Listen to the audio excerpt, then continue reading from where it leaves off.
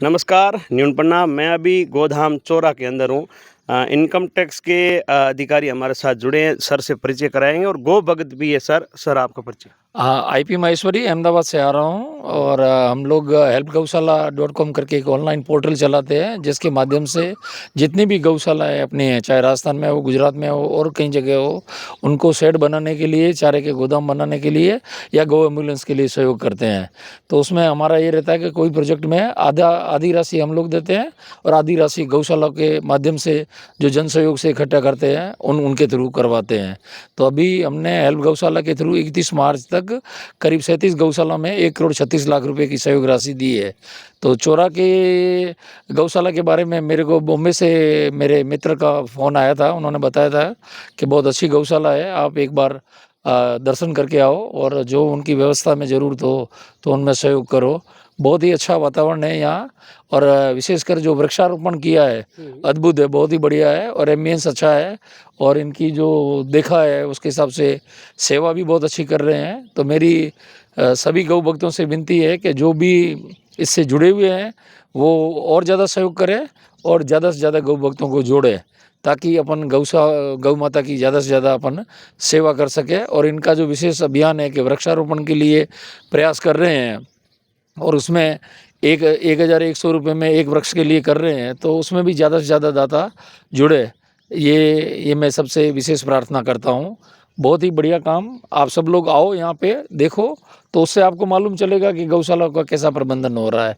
धन्यवाद। राजस्थान में गर्मी बहुत पड़ती है, आप इतनी गौशाला में घूमे हो, जी हर जगह आप देखते हो खाली गौ माता की सेवा होती है, लेकिन एक राजस्थान का एक ऐसा गौशाला है चोरा धाम में जो गौ माता की सेवा के साथ साथ पर्यावरण का भी बहुत बड़ा बहुत ध्यान संदेश रखते दिया हैं। हो और बिल्कुल। ऐसे पौधा लगाए जाते जिससे गौ माता को फायदा हो, चारा भी मिले। तो ये कैसा लगा आपको? नहीं, बहुत बढ़िया है। एक्चुअली तो ये ऐसी गौशालाओं में बाकी सब गौशालाओं वालों को यहाँ आना चाहिए, विजिट करना चाहिए, देखना चाहिए कि आप कैसा प्रबंधन कर रहे हो और आपसे जो समझ के अपने यहाँ भी लागू करने का प्रयास करना चाहिए। क्योंकि देखो, हर गौशाला की अपनी खूबी होती है। आपके यहाँ वृक्षारोपण पे बहुत ज़्यादा ध्यान दिया जा रहा है, तो उसका नेचुरल फ़ायदा जो है गौ माता को ही होगा, क्योंकि यहाँ ठंडक होगी और चारों तरफ जो वातावरण हरियाली रहेगी, तो खुशनुमा वातावरण रहेगा, तो ये सारा उसका लाभ मिलेगा। गौ माता अल्टीमेटली अपना एम क्या है कि भाई गौ माता की सेवा करनी है और उसके लिए बढ़िया वातावरण बनाना है। तो बाकी गौशाला वाले भी यदि उनको समय अनुकूल हो तो आपसे संपर्क करके और यहाँ पे एक बार आए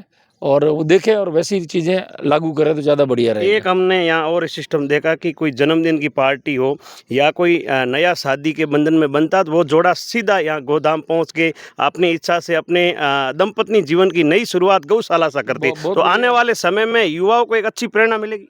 बिल्कुल निश्चित रूप से मिलेगी और आपका मैंने देखा है सोशल मीडिया भी बहुत इफ़ेक्टिव है और जैसा जलाराम जी ने बताया है कि भाई ये हम लोगों को पैसे के लिए जाना नहीं पड़ता है, सोशल मीडिया के थ्रू ही आता है। तो आपका ये स्ट्रॉन्ग सोशल मीडिया का है, तो इसको और ज़्यादा मजबूत करो और ज़्यादा लोगों तक पहुँचाओ। ये गौ माता का काम कैसा है कि इसमें तो आपके हमारे जैसे हज़ारों नहीं लाखों कार्यकर्ता चाहिए, तभी गौवंश अपना सड़कों पे नहीं होगा। अपना लक्ष्य एक ही होना चाहिए कि कोई गौवंश सड़क पे नहीं हो और जितनी अपनी सामर्थ्य है उतने गौवंश को ज़्यादा से ज़्यादा अपन गौशाला में रख सके, वो प्रयास होना चाहिए। बहुत बहुत धन्यवाद।